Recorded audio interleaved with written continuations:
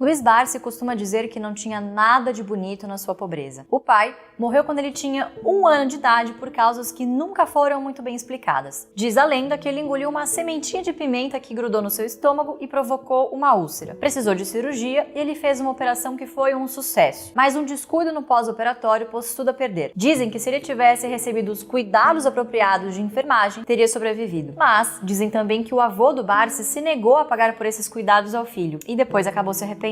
Nessa época, o Barsi morava num grande sobrado na Moca. No andar de cima moravam os avós do Barsi. No térreo, os pais e os tios, em espécies de apartamentos com quarto e cozinha. Com a morte do pai, seu avô pediu que o Barsi e a sua mãe desocupassem o quarto no sobrado. O avô queria alugar o apartamento para ganhar algum dinheiro. Meu pai morreu quando eu tinha 1 ano de idade e, sabe, a italianada, meu avô era italiano e vivia de aluguel, né? Então minha mãe não podia pagar o aluguel, ela teve que sair, meu avô convidou-a, né, a sair. Ele não via a nora como alguém da família e aparentemente não se importava muito com o que aconteceria com o seu neto. Minha mãe teve que sair, claro, teve que me carregar, né? Aí nós fomos morar na rua Visconde de Parnaíba, num cortiço. Logo em seguida eu mudei lá para o Quintalão, que era um cortiço maior, né? Onde se pagava um aluguel menor. A mãe do Barsi se mudou para uma casa no Brás, na época uma vila operária de imigrantes na região central de São Paulo. Ela trabalhava numa fábrica de charutos, embalando fumo em papel cortado à faca. Logo, ela viu que o salário não seria suficiente para que eles morassem naquela casa e tiveram que se mudar para um cortiço também no Brás, que eles chamavam carinhosamente de Quintalão. Tinha esse nome, pois nada mais era do que um grande quintal, com pequenos barracos compartilhados por várias famílias. Cerca de 30 famílias moravam no local,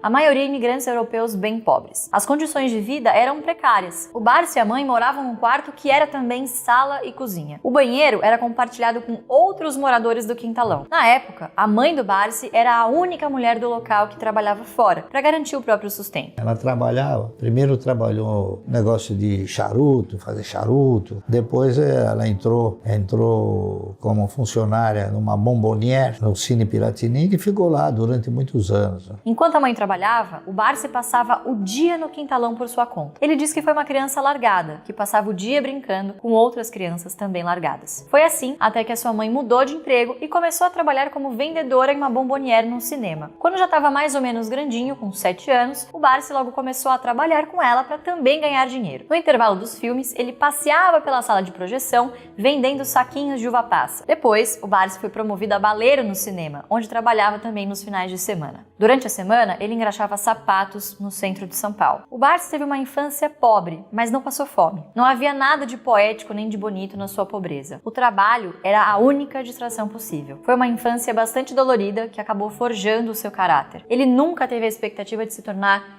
um homem rico, mas sempre quis sair da pobreza da onde ele veio para nunca mais voltar. Ele tinha medo de continuar pobre para sempre, e isso foi um grande estímulo para que ele pensasse em formas de sair daquela condição. O caminho para o enriquecimento que o Barsi encontrou foi justamente o mercado de ações. Na corrida da vida, ele largou na última fila. Ele teve que dividir o seu tempo entre os estudos e o trabalho desde muito cedo. A sua mãe conseguiu pagar a ele uma boa escola, mas que não estava entre as melhores da cidade. Mesmo assim, ele se dedicava como podia e sempre estava entre os alunos que mais se destacava. Ele também não conhecia pessoas ricas que abririam portas para grandes oportunidades. Tudo o que ele conquistou foi por meio do seu esforço de poupança e de seu capital intelectual, que permitiram que ano após ano ele fosse prosperando como investidor. Ele viu milhares de pessoas quebrarem a cara na bolsa. Ele resistiu à tentação de tentar enriquecer rápido. Pelo contrário, ele desenvolveu uma filosofia de carteira previdenciária que tinha como ponto central a renda passiva com dividendos. O Barsi seguiu seu plano à risca e soube esperar para colher resultados no longo prazo. Mesmo vindo de baixo, ele conseguiu chegar muito longe sem passar por cima de ninguém. E provou que é possível ir do 0 ao bilhão investindo em ações.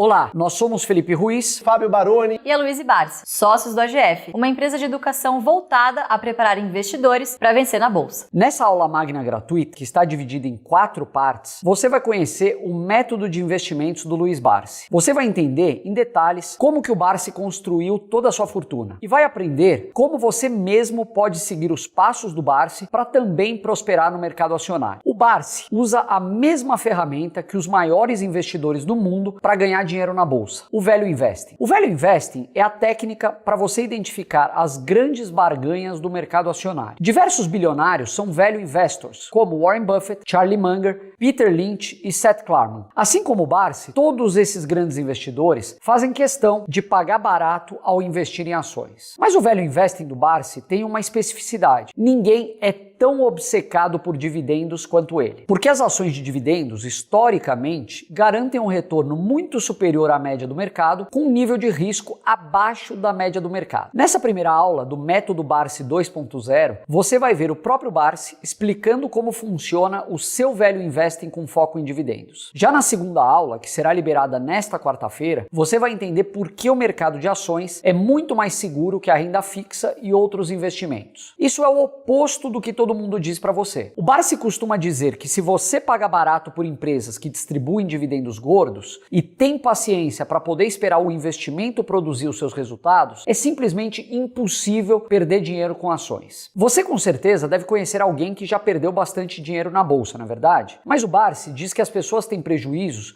porque agem não como investidores, mas sim como especuladores. Na segunda aula, você vai descobrir quais são esses grandes cemitérios de especuladores, para poder ficar bem longe deles. E vai também ver como o Barsi faz para investir em ações com rentabilidade e segurança. A terceira aula, que vai ao ar na sexta, vai ser muito especial porque a gente vai mostrar para você que os grandes investidores de longo prazo não são simplesmente stock pickers, ou seja, eles não são excelentes selecionadores de ações. Na verdade, os maiores investidores do mundo são business pickers. Eles identificam negócios com grande potencial de geração de valor, negociados a preços descontados e usam a bolsa como instrumento para se associarem a essas empresas. Na terceira aula, a gente vai conhecer por dentro uma empresa que já deu muitas alegrias ao Barsi. E você vai acompanhar com a gente como funciona o Value Investing do Barsi na prática, para depois aplicar esse método em seu próprio processo de decisão de investimentos. Já na quarta e última aula dessa série, que estará disponível na próxima segunda-feira, a gente vai mostrar o caminho mais rápido para você aprender a analisar ações como um profissional. Porque na próxima semana a gente vai abrir inscrições para um MBA focado em Value Investing, que vai contar com a participação do Barsi e dos maiores investidores brasileiros. Se você quer aprender a identificar ações negociadas a preços muito descontados, não faz sentido você aprender com os investidores mais bem-sucedidos? Esse MBA vai ser tão aprofundado que vai atender quem busca aprender a construir patrimônio para viver só da renda dos seus investimentos, trabalhar no mercado financeiro como analista de investimentos, conseguir um emprego em corretoras, casas de research ou gestoras de fundos, abrir um clube de investimento ou atuar como consultor independente, e montar carteiras de investimentos e ajudar os outros a ganharem mais dinheiro no mercado. E ainda hoje você vai poder ganhar uma bolsa de estudos integral para cursar o nosso MBA. Mas calma, que em breve eu vou explicar como que essa bolsa integral vai funcionar. Primeiro, vamos falar da aula de hoje, que é sobre o Value Investing com foco em dividendos do Luiz Barsi. Começando pelo conceito do Value Investing. Essa é a técnica usada pelos maiores investidores do mundo para comprar ações que valem R$1 pagando só 50 centavos. Todos os maiores investidores das bolsas mundiais, sem exceção, usam esse método. O marco zero do Value Investing pode ser considerado a publicação do livro Security Analysis por Benjamin Graham e David Dodd em 1934. Graham e Dodd eram dois professores da Columbia University em Nova York, até hoje considerada o quartel-general do Value Investing no mundo. No livro Security Analysis, eles defenderam a tese de que preço e valor são conceitos totalmente diferentes na bolsa. Preço é a cotação atual, é o valor que alguém no mercado está disposto a pagar por determinado ativo. Já o valor é o quanto um ativo realmente vale. O preço oscila de acordo com uma série de motivos, sejam fatores psicológicos, de oferta e demanda, da narrativa, da moda e etc. Mas o valor não muda todos os dias. Uma ação que fechou em um dia a R$20 pode abrir cotada a 15 no dia seguinte, se alguma notícia muito negativa for divulgada, por exemplo. Foi o que aconteceu, por exemplo, no Joesley Day em 2017. O Joesley Day foi o dia em que foi divulgada a gravação de uma conversa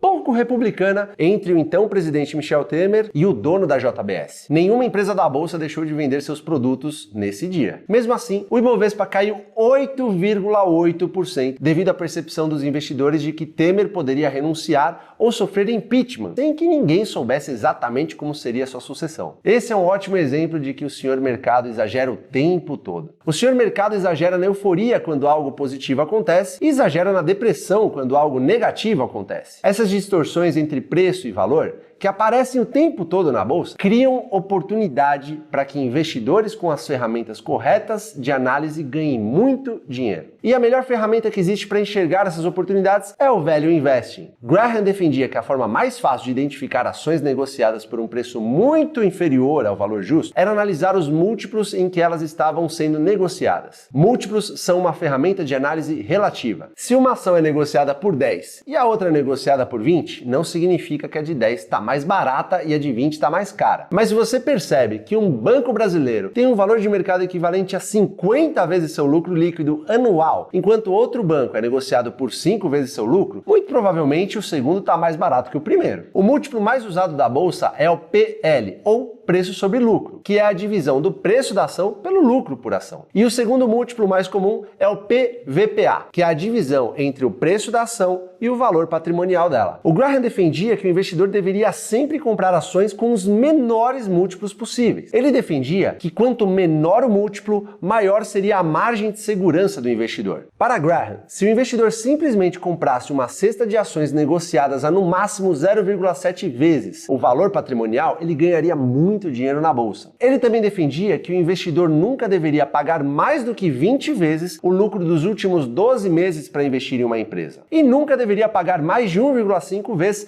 o valor patrimonial por uma empresa. Esse apego a pagar múltiplos baixos fez com que a estratégia do Graham ficasse conhecida como investimento em cigar butts. Cigar butts, em inglês, são bitucas de cigarro. Bitucas de cigarro são algo que todo mundo joga fora. Investir em cigar butts é comprar as empresas mais largadas da bolsa, ou seja, aquelas que ninguém mais quer ou está vendendo a preço de banana. O maior discípulo de Graham foi Warren Buffett. Buffett foi aluno de Graham na Universidade de Colômbia e depois trabalhou na firma dele de investimentos por muitos anos. Durante suas 2 primeiras décadas como investidor, Buffett seguiu a filosofia de investimentos do Graham. Mas depois que ele se tornou um homem rico, gerindo muitos milhões de dólares, uma coisa importante mudou em seu jeito de investir. Ao invés de preferir as ações com os menores múltiplos da bolsa, Buffett começou a procurar preços descontados entre os melhores negócios dos Estados Unidos. Ele entendeu que por trás de ações negociadas a múltiplos muito baixos, geralmente havia negócios ruins que poderiam continuar baratos para sempre. E Buffett começou a dar preferência a investir nas empresas que mais criam valor. Essa mudança do Buffett ocorre depois que ele se aproxima de Charlie Munger, que até hoje é o seu parceiro inseparável nos investimentos. Munger convence Buffett de que se ele quer investir em determinados negócios por décadas ou às vezes até para sempre, é preciso escolher empresas que não vão falir e vão seguir crescendo. Munger sempre diz que o dinheiro grande não está na compra e na venda, mas sim na espera. Luiz Barsi bebe na fonte dos maiores gurus do Value Investing. No método que ele desenvolveu, tem um pouco do Graham e também um pouco de Buffett. Do Graham, ele pega principalmente a importância de pagar barato por ações. Do Buffett, ele pega o apreço por negócios que tendem a perdurar por décadas. Mas o Barsi acrescenta um ingrediente próprio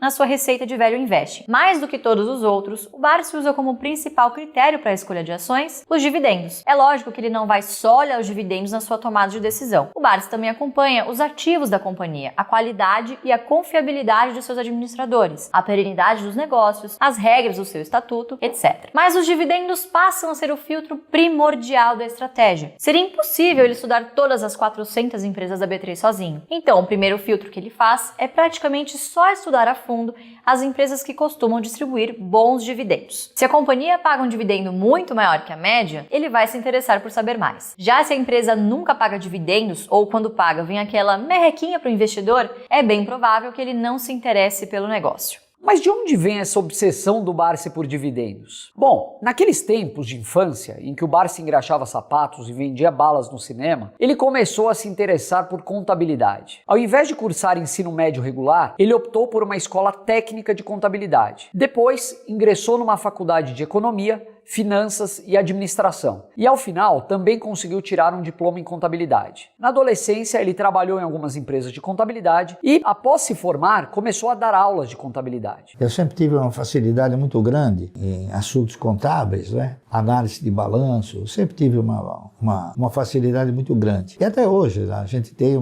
essa facilidade, né? Foi por força de estudo, de fazer auditoria. Com 20 e poucos anos, ele trabalhava numa empresa de contabilidade chamada Ratio. Lá ele visitava muitas empresas e fazia varreduras em seus livros contábeis. Conversando com diretores dessas empresas, o Barsi foi entendendo o que é ser dono de um negócio e o que é benéfico ou prejudicial à sua saúde financeira. Ele também aprendeu sobre algo que considerou maravilhoso: os dividendos. O Barsi sabia que quando uma empresa abre o capital e passa a ter ações negociadas em bolsa, ela está buscando dinheiro para financiar os seus planos de expansão. Quando essa empresa prospera e passa a dar lucro, esses lucros são distribuídos entre os sócios. Naturalmente, o próprio dono tem o seu quinhão, mas os acionistas minoritários, que o Barsi gosta de chamar de pequenos donos das empresas, também são beneficiados por essas distribuições de dinheiro. Na época, o Barsi não se sentia preparado para ter um negócio próprio, nem tinha capital para isso. Mas ele entendeu que a bolsa permitia que ele se tornasse sócio de excelentes negócios, comprando ações e coletando dividendos. Reinvestindo os dividendos recebidos, seu patrimônio cresceria de duas formas. Em primeiro lugar, ele acumularia um número de ações cada vez maior, mas ele também se beneficiaria da tendência natural de valorização das ações no longo prazo. A mágica dos dividendos é a soma dessas duas alavancas de crescimento. Foram a valorização das ações e o reinvestimento dos dividendos que permitiram que o Barsi fosse do 0 ao bilhão nas últimas 6 décadas. Já já a gente vai explicar em detalhes como é que é o processo de seleção de ações do Barsi. Mas antes, eu queria deixar alguns avisos muito importantes. O primeiro é que somente quem tiver cadastrado pode ganhar uma série de presentes ao longo dessa nossa aula magna gratuita. Se você já está recebendo nossas mensagens de WhatsApp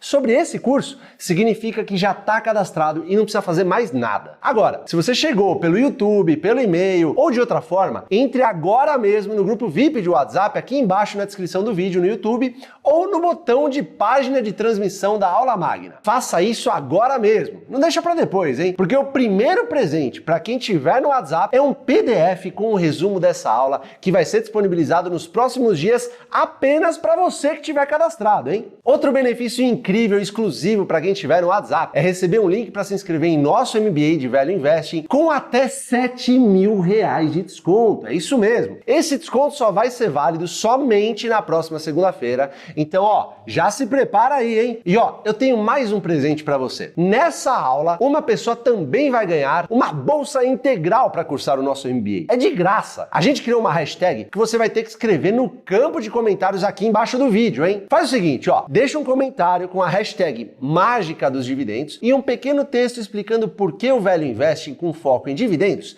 é a melhor estratégia para ganhar dinheiro com ações. O comentário mais criativo vai ser premiado com uma bolsa integral para cursar esse MBA que a gente vai lançar na segunda-feira. Que demais, né? Um exemplo de comentário para você, hashtag mágica dos dividendos. Comprando ações de boas pagadoras de dividendos e reinvestindo os proventos recebidos, o patrimônio cresce como uma bola de neve. Fazendo algo tão simples quanto se cadastrar e deixar um comentário com a hashtag mágica dos dividendos, já vai fazer com que você tenha a chance de ganhar sua bolsa do MBA. É sensacional, não é mesmo? Então faz o seguinte, pausa essa aula aqui, pausa agora, entra no nosso grupo de WhatsApp e já deixa seu comentário agora mesmo. Bom, esses eram os avisos. Agora eu vou explicar como o Barsi deu seus primeiros passos no mercado acionário. Em 1968, quando o Barsi estava prestes a completar 30 anos, ele começou a frequentar a Bolsa de Valores. Mesmo com pouco dinheiro para investir, ele ficava estudando o comportamento do mercado e se apaixonou pela ideia de comprar ações com vista a obter dividendos. O Barsi sentia que dentro dele havia um apetite a risco, que seus empregos como contador não saciavam. O fascínio dele pela ideia de receber dividendos foi tão grande que logo ele largou seu emprego e passou a ir à bolsa todo santo dia. O Barsi tinha muito medo de voltar a ser pobre quando ele se aposentasse e não pudesse mais trabalhar para se sustentar. Ele não acreditava que a Previdência Pública garantiria uma aposentadoria digna para ele. Ele sabia que tinha ao menos 30 anos de trabalho pela frente para fazer seu pé de meia. Ele pensava em poupar um pouco de dinheiro todos os meses e, aos poucos, construir uma carteira de investimentos que suportasse todos os seus ganhos no futuro. Ele estudou diversas formas de montar essa carteira previdenciária: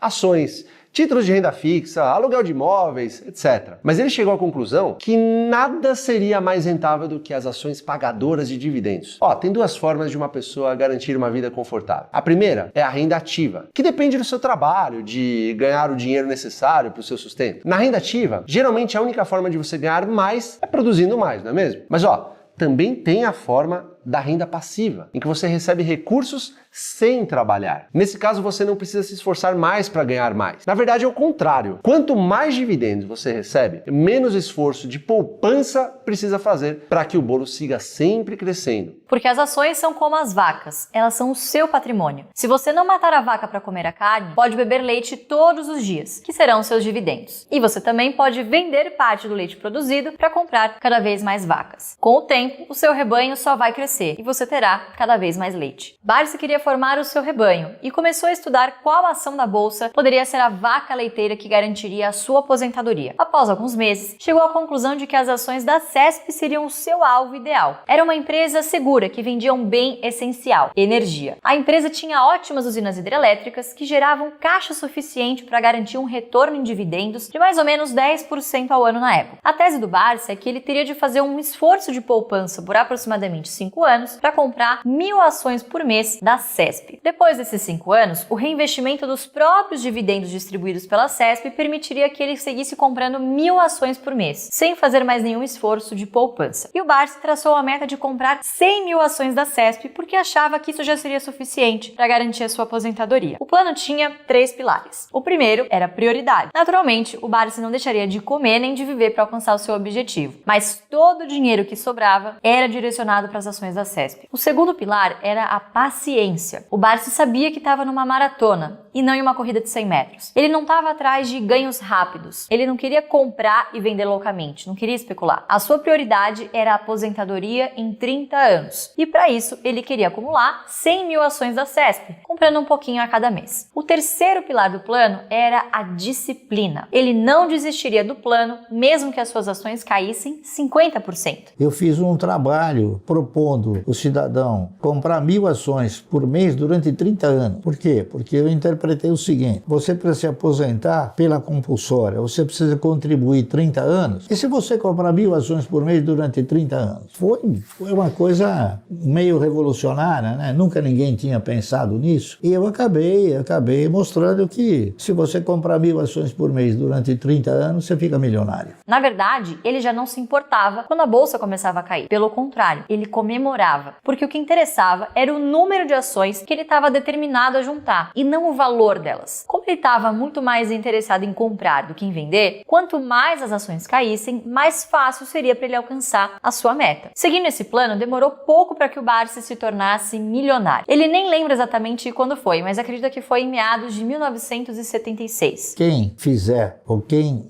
der início a um projeto igual ao meu hoje, com certeza ele vai ser contemplado no futuro. O exemplo dos outros eu sempre tomei para mim e procuro dizer para as pessoas, né? Procuro transmitir para as pessoas um ensinamento que eu fui adquirindo ao longo do tempo. E eu tenho assim uma referência muito boa, que todos aqueles que seguiram essa orientação, muitos declararam no livro, né, que eles também fazem como eu. Então tem bastante gente aí que compra, guarda e vive de dividendos. Tem muitas pessoas que seguiram a minha trajetória e continuam seguindo, né? Depois houve mudanças na estratégia da CESP e ele acabou vendendo as suas ações para investir em outras empresas. Mas a estratégia de dividendos adotada naquela época segue firme até hoje. Ainda no final da década de 1970, o Barsi chegou à conclusão que já recebia dividendos suficientes para parar de trabalhar. Mas ele seguiu investindo e na década passada alcançou o status de bilionário. O menino do cortiço, que havia trabalhado como baleiro em engraxate, já fazia parte do clube dos homens com maior patrimônio do Brasil. A estratégia do Barsi deu tão certo porque, historicamente, as empresas que pagam bons dividendos acabam garantindo ao investidor retornos muito maiores que a média. E não é só isso. Empresas de dividendos também têm volatilidade menor, ou seja, o investidor acaba correndo menos riscos. Esse gráfico mostra o retorno do Ibovespa em amarelo contra o retorno do índice das ações que mais pagaram dividendos em azul. Desde 2011, o Ibovespa acumulou um retorno de só 72%.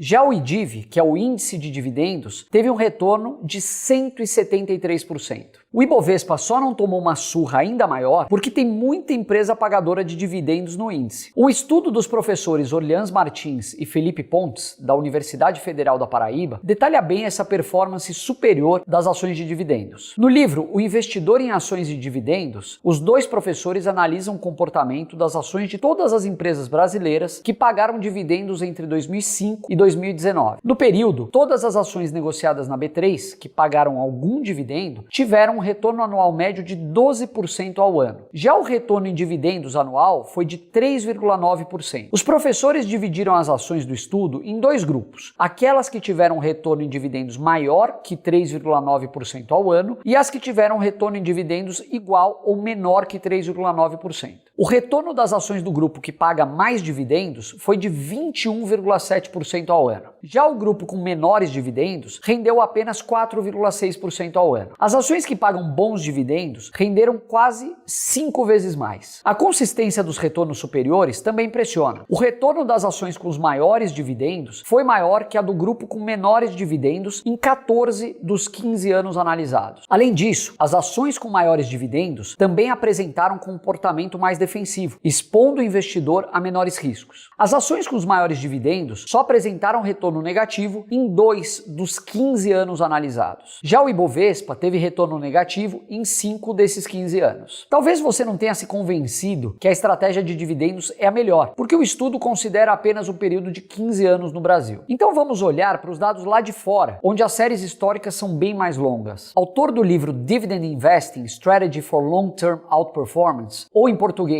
Investindo em Dividendos, uma estratégia para performance acima da média no longo prazo, Michael Clements fez um estudo comparando a performance das ações que pagam bons dividendos contra os índices de ações mais populares. O estudo considerou dados de 1928 até 2011. Nos Estados Unidos, a carteira de ações que pagou bons dividendos rendeu 1,5% ao ano acima do S&P nesses 83 anos. Já uma carteira de dividendos global rendeu 2,1% ao ano a mais que a média do mercado acionário mundial. O estudo traz evidências parrudas de que, via de regra, o investimento com foco em dividendos vai te trazer resultados superiores em qualquer lugar do mundo. Talvez você já soubesse que ações de dividendos eram mais defensivas e seguras, mas talvez você achasse que com essas ações mais defensivas, você teria que abrir mão de rentabilidade, porque sempre ouvimos que as ações com maior potencial de valorização são as mais arriscadas. A gente cresce ouvindo que quanto maior o risco de um investimento, maior é o seu retorno, não é verdade? Só que o Value Investing com foco em dividendos inverte essa lógica, porque você alcança o pote de ouro, o santo graal do mercado, aquela combinação que todo mundo quer, que é justamente obter retornos acima da média do mercado, correndo menos risco que o mercado. Mas talvez você esteja se perguntando, então é só pegar uma lista de empresas que mais pagam dividendos em um site qualquer na internet, investir tudo que eu tenho, que eu também vou ficar super rico? É tão simples assim virar bilionário? Calma que é um pouquinho mais complexo. Você já vai ver que é preciso tomar uma série de cuidados. Mas antes, vale a pena dar um passo atrás e explicar melhor os conceitos fundamentais para você começar a investir em dividendos. Os dividendos são a parcela do lucro líquido de uma empresa que é distribuída aos seus acionistas. Eu vou te dar um exemplo. Vamos supor que uma empresa tem seu capital dividido em 1 milhão de ações. Tem um lucro líquido de R$1 milhão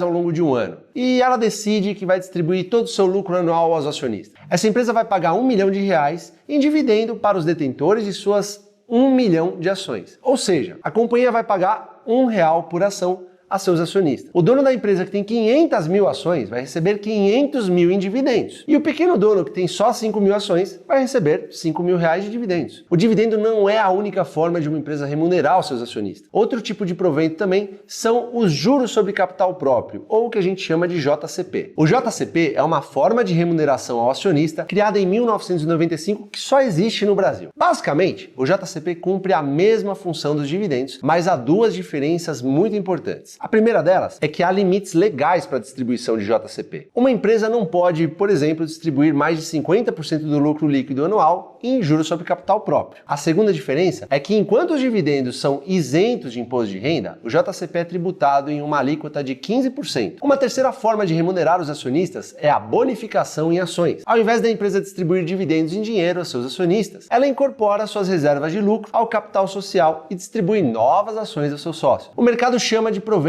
a soma desses três tipos de remuneração aos acionistas: dividendos, JCP e a bonificação em ações. Por último, uma empresa também pode remunerar os seus acionistas recomprando as suas próprias ações. É isso mesmo. Mas por que isso é tão bom para o acionista? Por dois motivos. A empresa recompra ações que estão em circulação no mercado e depois cancela esses papéis. Isso vai fazer com que os próximos dividendos pagos pela empresa sejam divididos por um número menor de ações, aumentando assim o bolo de todo mundo. Além disso, como o capital social da companhia passa a ser dividido entre menos ações, tudo mais constante, cada ação tende a valer mais. A recompra de ações é uma forma de remunerar o acionista muito utilizada nos Estados Unidos, por exemplo, porque lá a distribuição de dividendos é tributada. As empresas preferem recomprar ações porque essa alternativa não gera pagamentos de impostos. Outra coisa que você precisa saber sobre os dividendos é que as empresas precisam divulgar aos seus acionistas quais são as suas regras de distribuição. Muitas vezes as ações preferenciais dão direito a um dividendo maior que as ações ordinárias. Para você não errar, geralmente o código de negociação das ações preferenciais termina em 4, por exemplo, Petri 4. Já o código de negociação das ordinárias termina em 3, por exemplo, Petri 3. Se você quer saber se um tipo de ação paga mais dividendo que outro nas empresas onde investe, deve ler o Estatuto da companhia. No caso da Eletrobras, por exemplo, as ações preferenciais garantem ao acionista 10%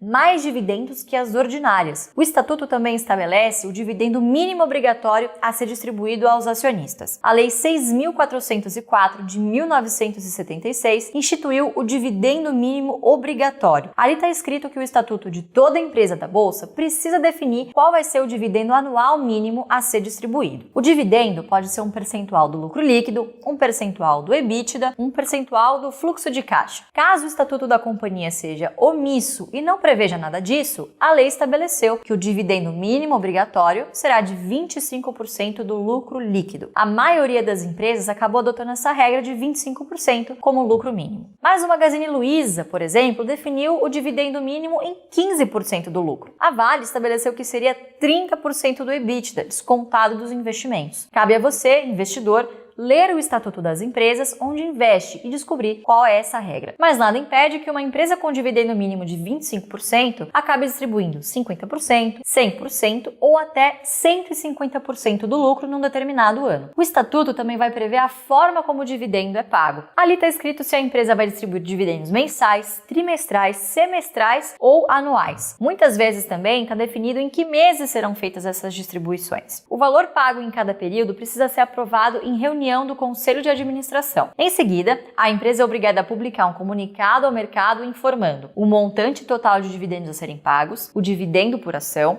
a data em que o acionista precisa ter a ação em custódia para ter direito ao recebimento do dividendo, o que o mercado chama de data com. Lembrando que no dia seguinte é a data X, quando a ação já não dá mais direito a esse dividendo. O comunicado ao mercado também estabelece a data em que os dividendos caem na conta do investidor, que pode ser diferente da data X. Agora, como saber quando uma empresa está pagando um dividendo alto e quando o dividendo não é atrativo? Porque um dividendo de R$1 por ação pode ser muito interessante se a ação está cotada a R$10, ou pode ser uma merreca se a ação vale R$100. De novo, vamos recorrer aos múltiplos, essa ferramenta incrível para se comparar companhias. Existem diversos múltiplos de análise relativa aos dividendos, mas 2 deles são imprescindíveis. O primeiro deles é o Dividend Payout, ou simplesmente Payout. Esse múltiplo é calculado pela divisão dos lucros distribuídos na forma de proventos pelo lucro líquido total da companhia. É importante entender que só uma parcela do lucro é distribuída pela empresa aos acionistas. Parte do lucro também pode virar investimento em expansão das operações, na aquisição de outras empresas, no pagamento de dívidas, etc. O payout é o percentual do lucro que é pago como dividendos. O Barsi tem preferência com empresas de payout alto. Inclusive, ele tenta entender quais são os interesses do controlador e gosta de se associar a donos incentivados a distribuir uma parte maior dos lucros aos acionistas. Por exemplo, o Banco do Brasil precisa distribuir dividendos elevados para ajudar a sustentar a Previ, que é o fundo de pensão dos funcionários do banco. A Auren Energia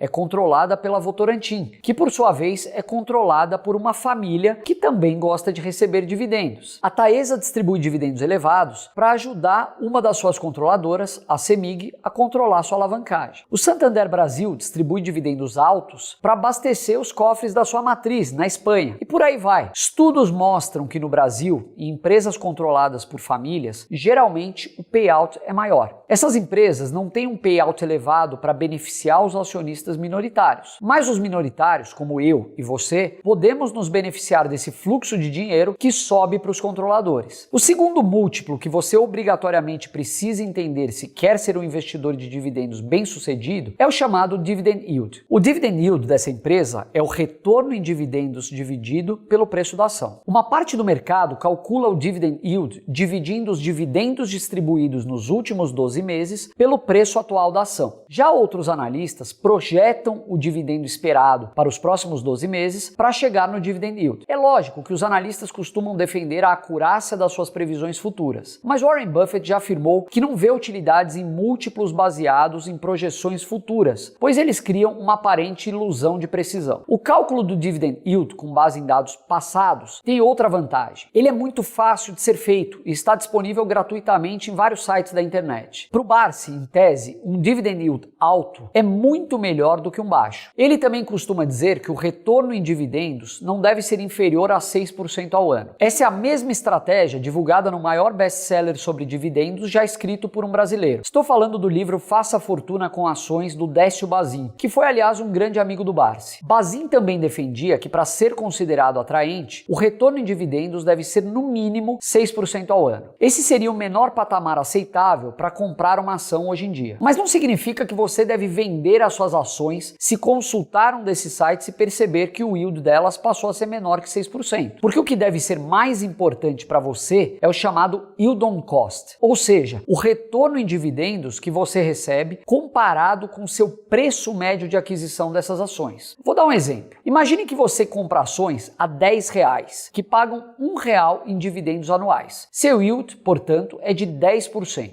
Bem atrativo. Só que no ano seguinte, o mercado é tomado por uma onda de otimismo e essas ações passam a negociar a R$20, mesmo com o dividendo permanecendo estável, em R$1. O dividend yield cai para 5% com essa nova realidade. No entanto, você não precisa vender suas ações porque o dividend yield on cost segue sendo de 10%. Porque você tem que considerar seu retorno de acordo com o preço médio que você pagou pelas ações. No entanto, quando você receber seus dividendos dessa empresa, é aconselhável que aloque os recursos numa companhia que está pagando um yield mais alto. O Décio Bazin explica de uma forma bem interessante porque ele não recomenda investimentos em ações com yield baixo. Imagine que uma ação custa R$100 e só paga 10 centavos de dividendo ao ano. Fazendo a conta, você vai descobrir que o yield dessa ação é de apenas 0,1%. Para Bazin, esse investimento tem um caráter tão especulativo quanto ouro, dólar, Bitcoin, etc. Porque considerando só os dividendos, é uma escolha terrível. A única chance desse investimento ser bem sucedido é se ele valorizar. Só que o preço dos ativos ninguém controla. Às vezes o preço vai subir, por outras vezes vai cair. Todos os investidores que acham que tem bola de cristal costumam colher resultados desastrosos na bolsa. Ok, mas como é que eu encontro ações que pagam dividendos elevados e persistentes? Sites financeiros de notícias costumam divulgar listas das maiores pagadoras de dividendos da bolsa. Casas de análise, que o Barsi chama nada carinhosamente de casas de aposta, também costumam divulgar essas listas recomendando a seus clientes o investimento. Talvez você esteja se perguntando aí, então basta que eu siga essas listas e invista nas ações com os maiores dividend yields do momento para me dar bem? Infelizmente também não é bem assim. Considerado o papa do valuation de ações, Damodaran costuma dizer que embora múltiplos sejam fáceis e intuitivos, também são ferramentas fáceis de serem mal utilizadas. Porque você pode ser bem mal sucedido investindo nas ações com os maiores dividendos do ano passado. O que você precisa é identificar empresas que paguem dividendos atrativos, persistentes e crescentes. Muita coisa pode distorcer o dividendo de um único ano. A empresa pode ter constituído uma reserva de lucros generosa nos últimos 5 anos, por exemplo, pagando o dividendo mínimo obrigatório e decide distribuir tudo ao final desse último ano, por exemplo. O controlador da empresa pode estar precisando de dinheiro e toma dívidas em nome da empresa para pagar dividendos. O Barsi conta que na década passada, por exemplo, ele se equivocou ao investir em ações da Oi, porque ela estava pagando dividendos muito elevados, mas que não conseguiram se sustentar ao longo do tempo. Alguns indícios que você pode estar caindo na armadilha do dividendo alto, mas não recorrente. A empresa aumenta o payout para mais de 100% usando sua reserva de lucros. A companhia registra prejuízo e mesmo assim distribui dividendos usando sua reserva de lucros ou tomando empréstimos bancários. A empresa eleva o payout de 25% para 100% num ano para tirar seu controlador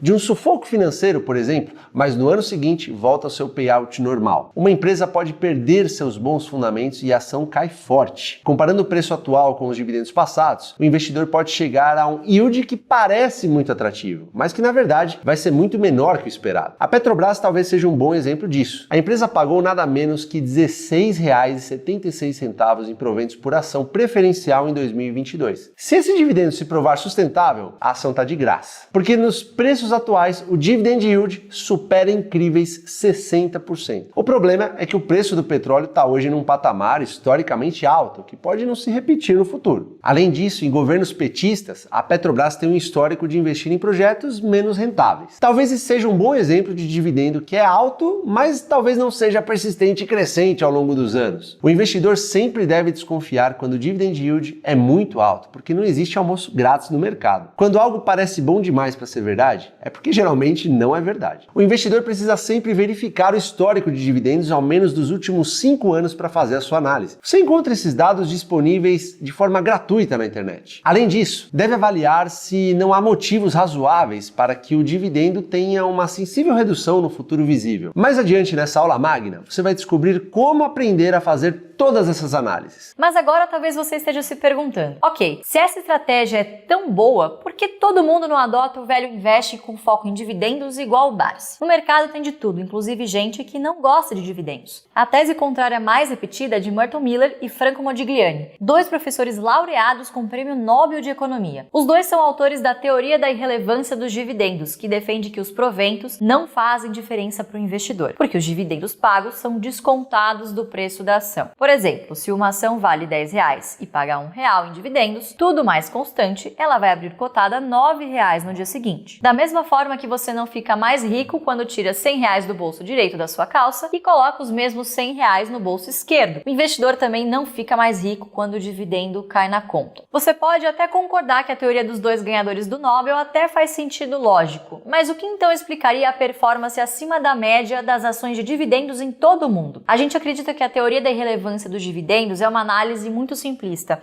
e, por isso, errada. Tem ao menos 7 motivos para que as ações de dividendos tenham um rendimento maior que a média. O primeiro fator é a teoria do pássaro na mão, inicialmente defendida por Benjamin Graham. A tese do professor de Columbia é que mais vale um pássaro na mão do que 2 voando. Ou seja, para o investidor é muito mais interessante ter a certeza de receber parte do lucro de uma empresa hoje do que ficar na expectativa de que esse dinheiro seja reinvestido pela companhia a uma taxa de retorno adequada e gere um dividendo ainda maior no futuro. Graham defendia que qualquer investimento que uma empresa decida fazer hoje é só uma promessa de retorno futuro. Essa promessa pode ou não se realizar, mas hoje isso é só esperança ou especulação. Qualquer empresa pode contar ao mercado uma história linda sobre as suas perspectivas futuras, mas poucas de verdade conseguem elevar os seus dividendos todos os anos. Já o dividendo pago hoje é algo sólido e tangível que reduz o risco de um investimento futuro dar errado. Como a incerteza do negócio é menor, o custo de capital da companhia também fica menor e isso gera valor ao acionista. Graham admitia que isso era contraintuitivo e explicava assim o paradoxo. O valor de mercado de uma empresa é aumentado por meio da retirada de valor, o dividendo. O segundo motivo para a performance superior das pagadoras de dividendo é que essas ações tendem a cair menos nas crises. Porque quando o preço dessas ações cai muito, o dividend yield automaticamente fica mais interessante. Então, os investidores que recebem os seus dividendos correm para reinvestir o dinheiro nesses papéis, aproveitando o retorno em dividendos maiores. A terceira razão é que a empresa que distribui dividendos elevados geralmente está dando uma demonstração de saúde financeira ao mercado. Se uma empresa paga dividendos elevados, persistentes e crescentes, esse é um negócio de qualidade. Parte dos investidores pode até afirmar que dividendo passado não é garantia de dividendo futuro. E é verdade. Mas quem você acha que tem mais chance de pagar um dividendo maior no próximo ano? Uma empresa que apresentou prejuízos em todos os últimos 10 anos passados ou uma empresa que apresentou dividendos elevados e crescentes nos últimos 10 anos? É por isso que muitos americanos preferem investir em um grupo de empresas que eles chamam de Dividend Aristocrats ou aristocratas dos dividendos. Quer um exemplo de Dividend Aristocrat? A Procter & Gamble, dona de marcas como Gillette, Pampers, Pantene e Oral-B, pagou dividendos em todos os últimos 130 anos. Já a Johnson & Johnson conseguiu elevar seus dividendos por 45 anos seguidos. Investir numa empresa como essas e receber dividendos é como apostar que Real Madrid, Barcelona ou Atlético de Madrid vão ganhar o Campeonato Espanhol. Muito dificilmente vai dar errado. A quarta justificativa é que se você está comprando uma ação que paga dividendos muito elevados e crescentes, é mais improvável que esteja pagando caro. Olha só essa conta aqui. Imagine que você investe em uma empresa que tem garantido um retorno em dividendos de 20% ao ano. Se essa empresa lucra 20% do seu valor de mercado todos os anos, significa